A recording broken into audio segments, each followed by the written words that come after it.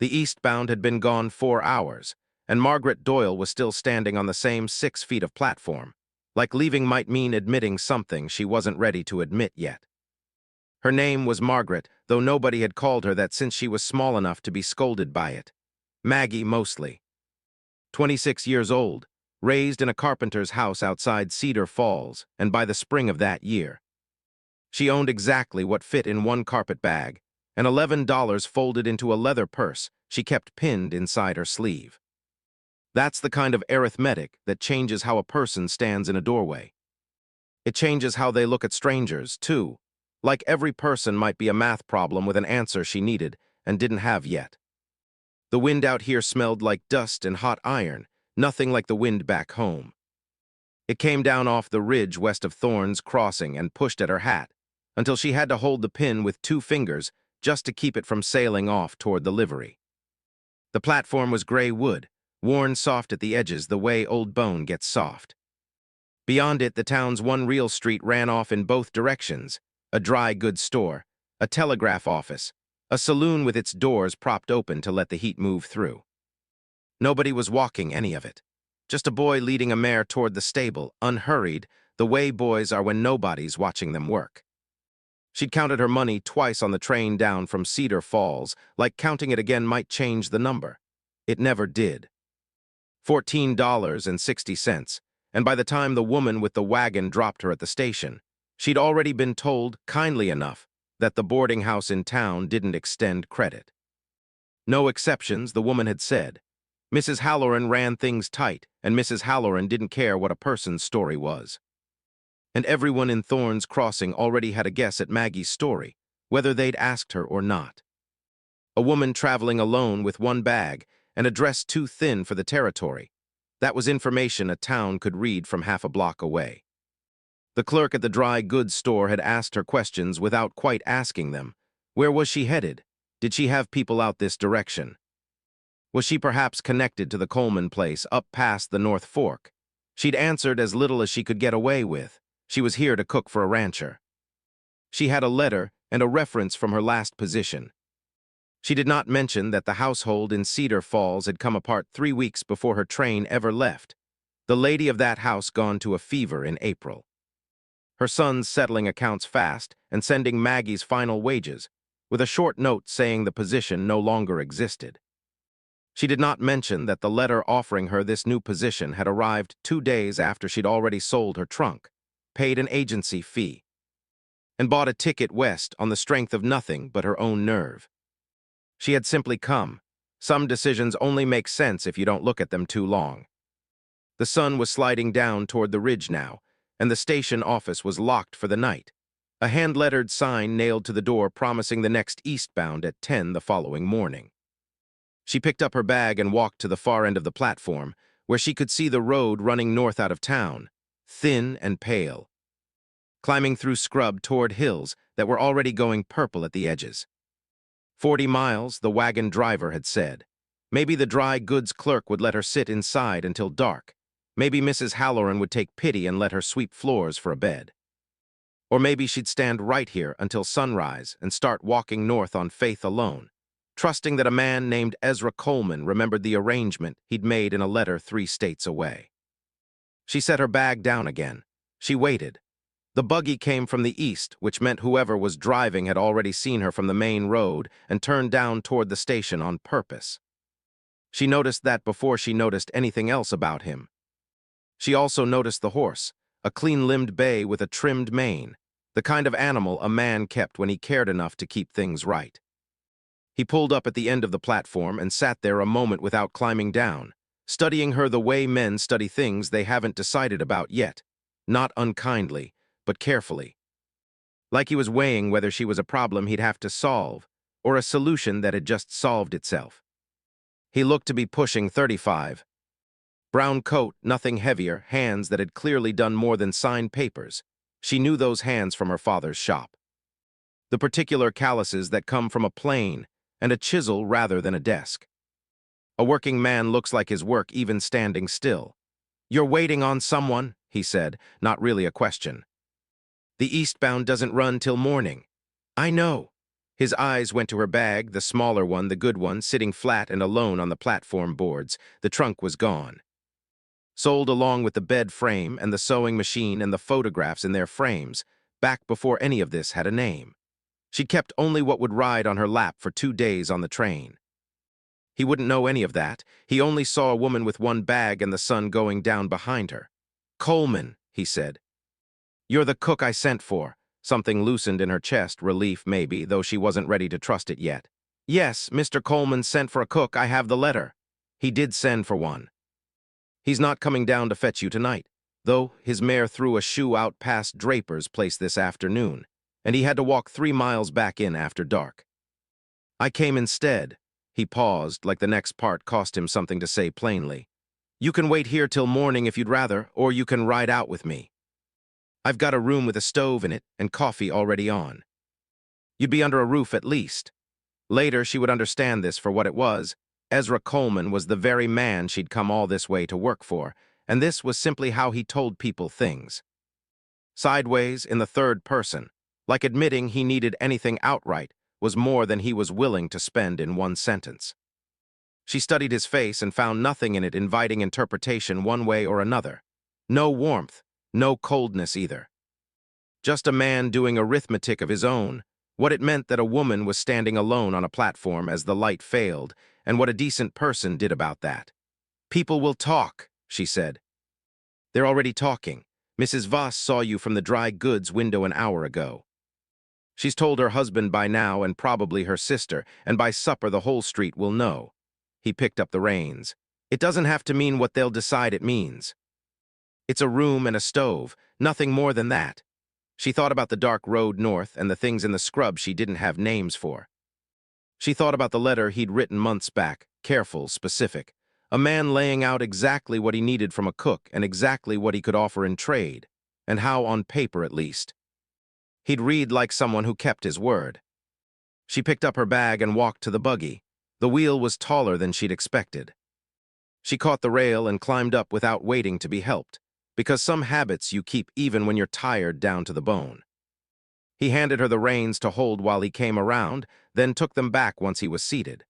The bench was narrow enough that their shoulders nearly touched. She shifted 2 inches to the left. He didn't remark on it.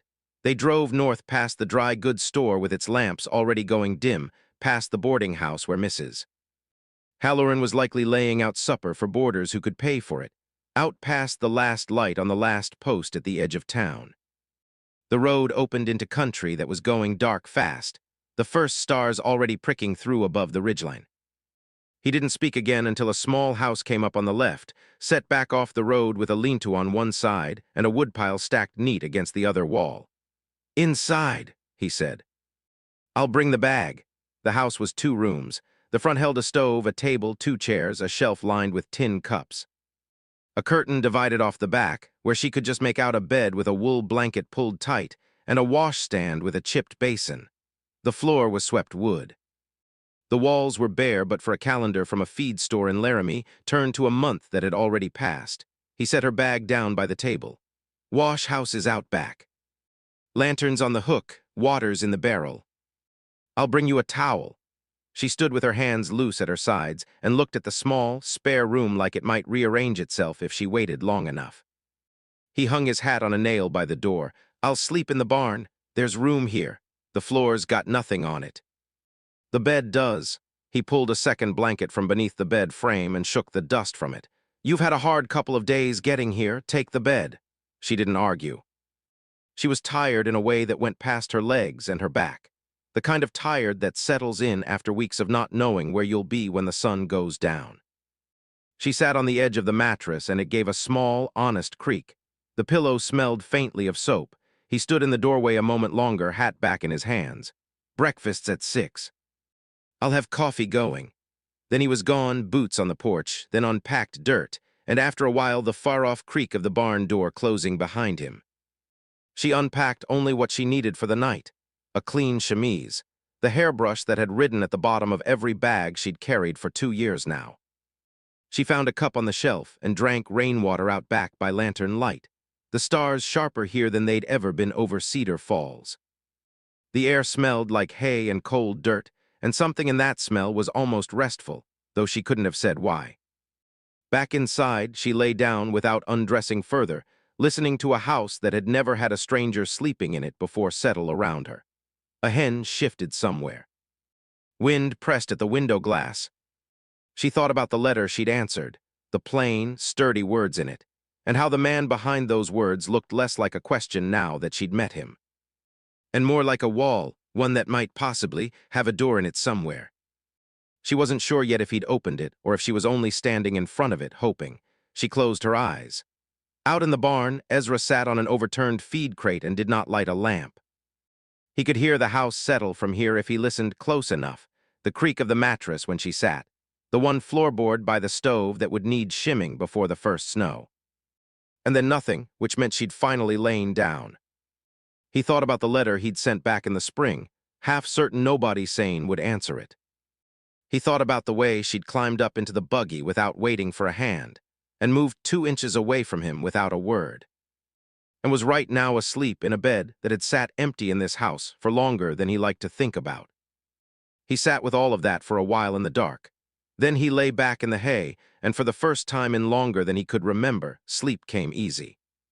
If you're wondering whether Ezra Coleman is quite the closed book he seems on that first night, stay with me, because the reason behind that empty bed is a piece of this story you don't have yet. And it changes everything once it surfaces. She woke to rain on the roof and a long moment of not knowing where she was. The light through the curtain was wrong, the quilt heavier than any she'd slept under at the boarding house in Cedar Falls, and it smelled like cedar and something unfamiliar and male. She lay still and listened to a house she'd never heard breathing before. A floorboard creaked near the door. She sat up. He stood in the doorway with 2 cups in his hands, looking like a man who'd already been up for hours, which, she'd learned, he generally had been. His shirt was damp at the shoulders from the rain. He set 1 cup on the small table by the bed, kept the other for himself, and lowered into the chair by the door without drinking from it right away. "Oatmeal's on," he said. "I'll get the fire going properly." She watched him move to the stove, no wasted motion, checking the kindling and the damper with the ease of a man who'd done this alone for however long he'd been alone.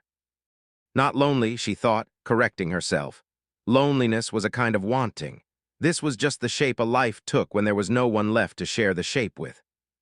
The oatmeal was plain, no salt on the table, and she didn't ask for any. She found sugar in a tin canister and stirred a little in, and thought about asking how long he'd been cooking for one, and decided against it. Some questions you don't get to ask on your second morning in a man's house. He ate standing up, finished, wiped his bowl, and told her the hens were in the coop out back. She could let them loose whenever she liked. He'd be out in the north field until midday. She nodded. He nodded back, put on his coat, and went out into the rain. She spent the morning learning the shape of the place the way you learn a new pair of shoes, carefully, expecting it to pinch somewhere. She swept the front room. She found a cracked mirror by the washstand and looked at herself properly for the first time since she'd left Cedar Falls. Dark hair pinned back, a face thinner than it had been 2 years ago. The same eyes she'd always had, steady even when nothing else about her circumstances was. By noon the rain had thinned to a fine mist, and she walked the south fence line counting posts. 4 were loose in the ground. The wire sagged badly in 2 places. She held those facts in her mind the way she'd once held a grocery list, filing them for later. The barn smelled of old hay and horse. A single bay mare watched her from the nearest stall with the patient, faintly bored look of an animal that has seen most things, and found them unremarkable. Maggie took a handful of oats from the barrel by the door and held her palm flat the way her father had taught her before she could read. The mare's lips brushed her skin, dry and warm, and something about that small trust settled her more than she expected. She went back to the house and mixed dough without measuring, the way her mother once had, working the heel of her hand into the flour until it came together clean under her fingers, and set it to rise under a cloth, and stood at the window a long while afterward with her arms crossed, watching rain move across a yard that wasn't hers yet, but might be shaping up to be. He came back just before dark. She heard the horse before she saw him, the slow clap of hooves on soaked ground, the creak of leather. The long pause at the barn door while he saw to the mare properly before he saw to himself. She had the biscuits in the oven by then, 2 plates on the table. She stood back and made herself stop fussing with her hands. The door opened. He shook the rain off his hat, hung it on its nail, and looked at the table and looked at her, and said nothing at all, which, she was beginning to understand, was not the same as having nothing to say. He crossed the room and sat across from her. The table was small enough that their knees might have touched if either of them leaned even slightly. She'd sliced the biscuits open and put butter inside the way her father used to before a long workday. The beans were reheated with a bit of onion and salt, not much, but she'd thought about it, and that mattered more than the ingredients did. He ate without commenting, took the second biscuit without asking, and after a while into the quiet said, "Got 3 of the north posts set. Ground soft from the rain, but they'll hold." She looked up. "There's another one needs replacing closer to the barn," she said, remembering her walk that afternoon. Something crossed his face, not quite surprise, closer to a man realizing someone had actually been paying attention to his land. "I'll get to it tomorrow if the rain lets up." Later, over the last of the coffee, he said, "You take the bedroom tonight. I'll bunk on the cot up front." She set her fork down. "The front room's cold. I've slept in worse. The bed's big enough for both purposes to be served without anyone freezing," she said, plain as anything. "I'm not proposing anything improper, mister Coleman. I'm saying there's a perfectly good solution sitting right there, and there's no sense either of us being uncomfortable out of stubbornness." A long silence.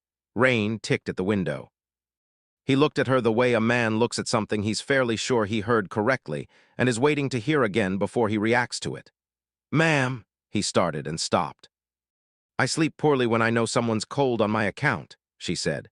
"So either you take the bed or neither of us sleeps, and then I'm no use around this place tomorrow, and you're not either." "That's just arithmetic." Something moved across his face that wasn't quite a smile but remembered the shape of one. He didn't argue further. She carried the plates to the basin, washed them, set them upside down on the shelf. And when she turned around, he was standing in the front room doorway with his blanket rolled under one arm and his boots already off. Looking at her like she'd just told him something he was still working out how to hold. "You need an actual bed under you," she said. "Not for my comfort, for yours. You've been on your feet since before dawn, and the cot's for men who have earned an easy night and won't admit they need one. You haven't earned it yet, not with fence posts still to set tomorrow."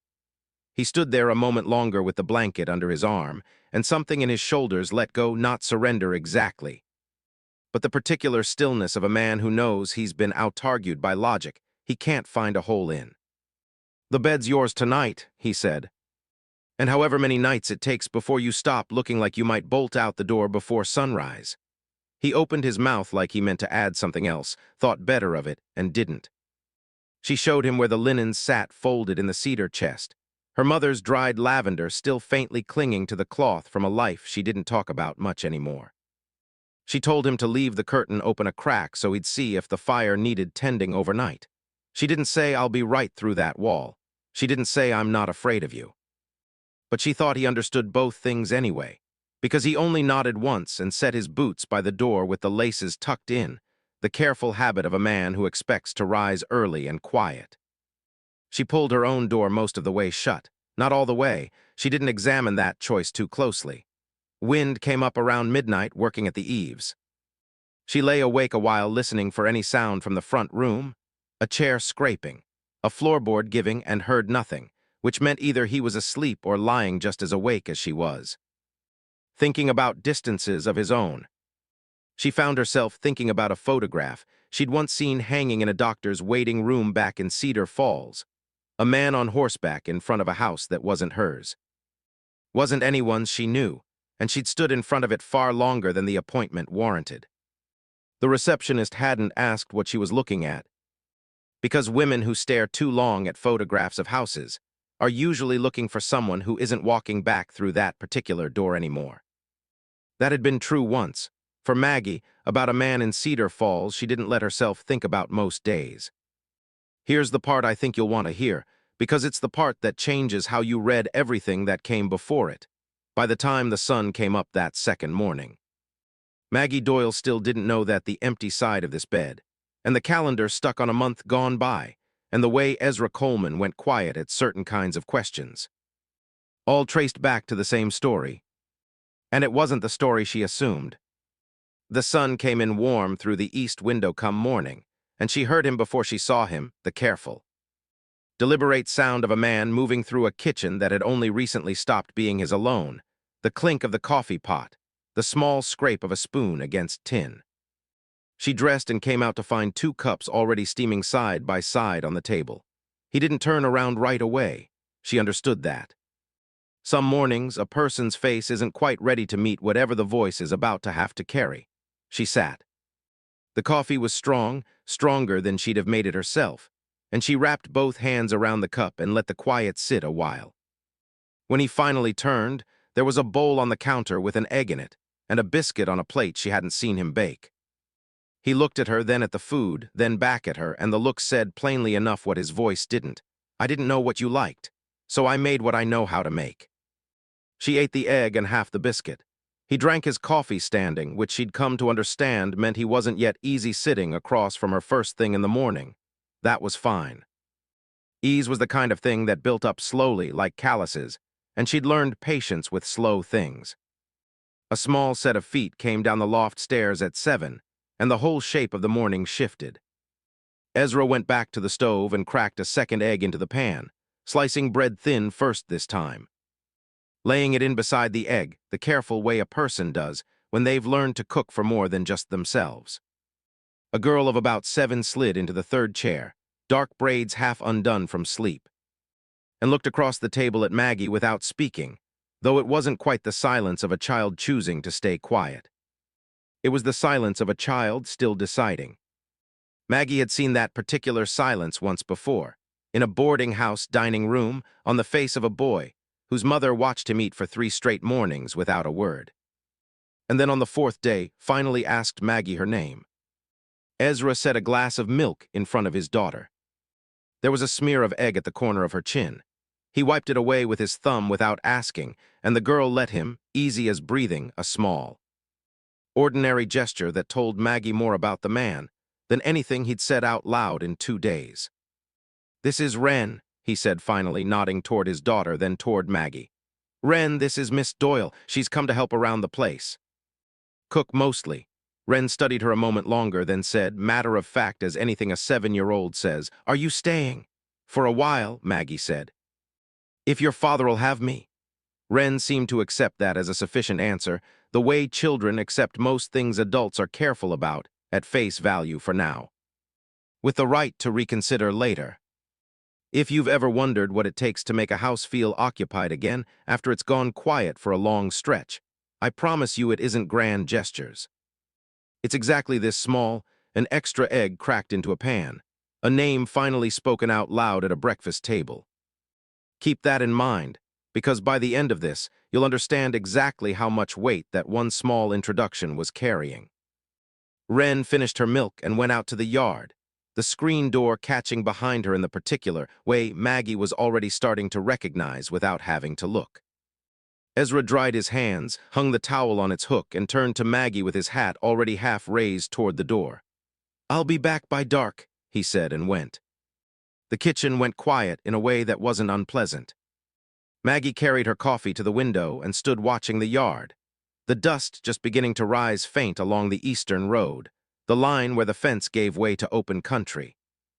Wren's small shape crouched by the woodpile, talking low and serious to a dog Maggie hadn't noticed until just then. Children talk to animals, she thought, when they believe they're truly being listened to. The day moved slow, and she was grateful for it.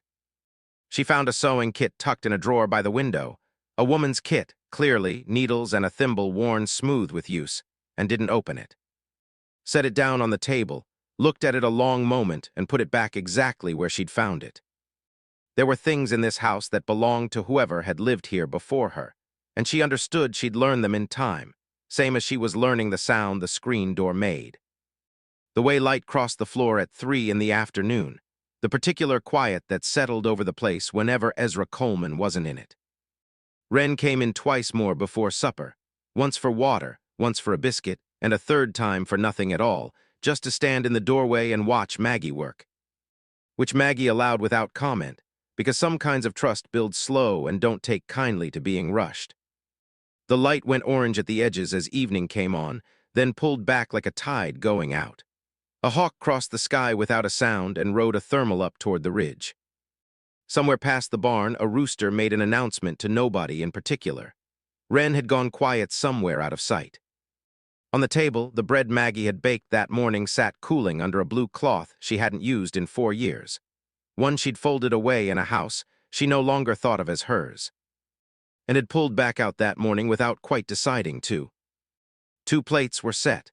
2 cups waited, close enough together that when the coffee had been poured earlier, the steam off them had mingled in the air above the table like it belonged there. It was the kind of small presumption she was only just starting to allow herself. Small plans. A table that maybe wasn't only a threshold to somewhere else, but might eventually be a place a person actually stayed. The screen door opened.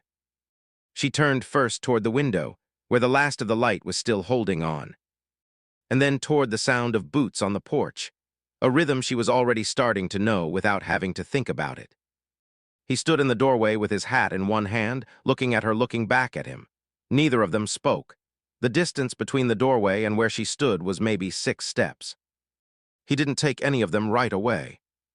There was something in his face that wasn't quite a question and wasn't quite an answer either, just the plain, open look of a man who'd come in from a long day in the field and found something waiting for him that he hadn't let himself hope for.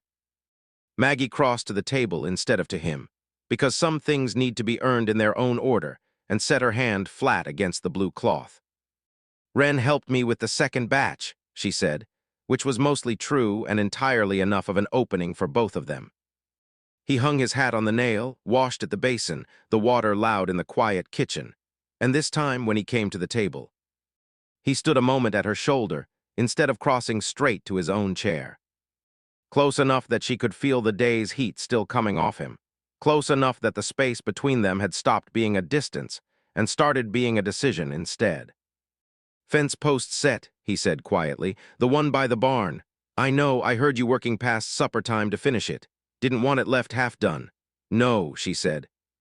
"I don't suppose you would." He pulled out her chair before he pulled out his own, a small, deliberate courtesy that hadn't been there 2 nights ago, and she understood, sitting down into it, that whatever this house had been before she arrived, it wasn't quite the same house anymore. Wren came banging in through the screen door a moment later, breathless and hungry, and full of some story about the dog and a rabbit hole. And the 3 of them sat down together at a table set for exactly the right number of people for the first time in longer than Ezra Coleman would ever say out loud. It wasn't a wedding. It wasn't a promise spoken plainly across a supper table either, not yet. But it was a girl talking with her mouth half full and nobody telling her to slow down, and a man passing the good end of the loaf to the woman beside him without being asked, and a bay mare settling for the night in a barn that finally had enough hands around the place to keep it standing through winter. Some stories don't end with a single decisive line. They end with a table that stayed set the same way 3 nights running, and everyone at it deciding, quietly, without needing to announce it, that they intend to keep it that way. Later, after Wren had gone up to the loft and the dishes were dried and stacked, Ezra stood by the stove a moment longer than the fire required and said, not quite looking at her, "Wren's mother left for Cheyenne 2 winters back. Didn't take to ranch life in the end. I don't say that to make you feel sorry for either of us. I say it so you're not guessing at it." Maggie considered that a moment, the way you consider a gift you weren't expecting and want to be sure you're receiving properly. "I wasn't going to ask," she said, "but I'm glad you told me anyway. Figured you'd rather know than wonder." "I would," she said. "Same as I'd rather you know I'm not going anywhere come the first hard winter. I've had my fill of leaving places." He looked at her then, straight on, the way he hadn't quite managed to since the platform. "Good," he said, just that. But it carried the weight of a longer sentence, and she let it sit there between them, warm as the stove at her back, and didn't ask him to say any more than he already had. "So, if you'd found yourself standing on that platform at Thorne's Crossing with $14 and 1 bag to your name, and a stranger's buggy pulling up out of the dust, would you have climbed up?"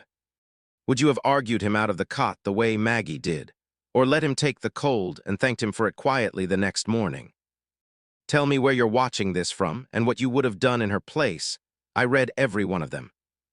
If this one sat with you, hit like, subscribe for more, and share it with somebody who'd appreciate a slow burn story that earns its ending the honest way. I'll see you in the next one.